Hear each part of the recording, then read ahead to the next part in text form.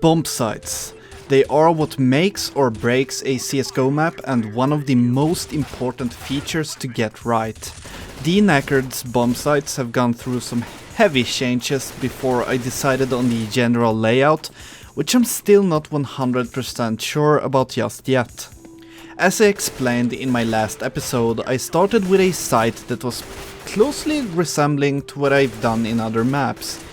This however got changed really soon as me and my friends tested it and found all of its problems. I won't talk that much about the earliest versions since they are so vastly different. So let's fast forward a few versions of my map until we reach this one. It was the 5th version of the site which introduced the buildings where you could climb and use the roof as cover. Both me and Bubbles, the guy who has been spending a ton of time to test my maps, came to the conclusion that it was a really cool feature to have elevation as cover instead of hundreds of boxes. The site was however really hard to take since there were so many angles to check at the same time that it would be almost impossible to play it as terrorists.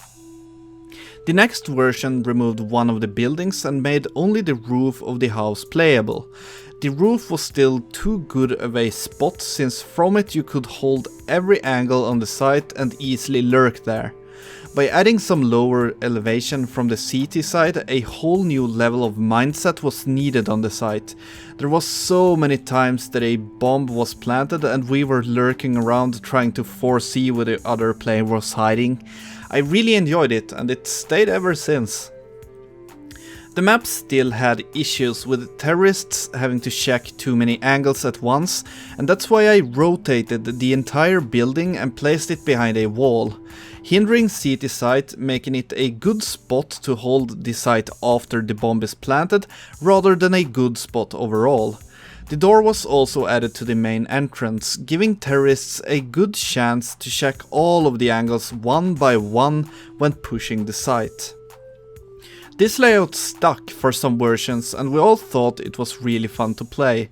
It still had a bit too many spots to check though, and that is why I decided for the newest version to remove the terrorist path through the train station.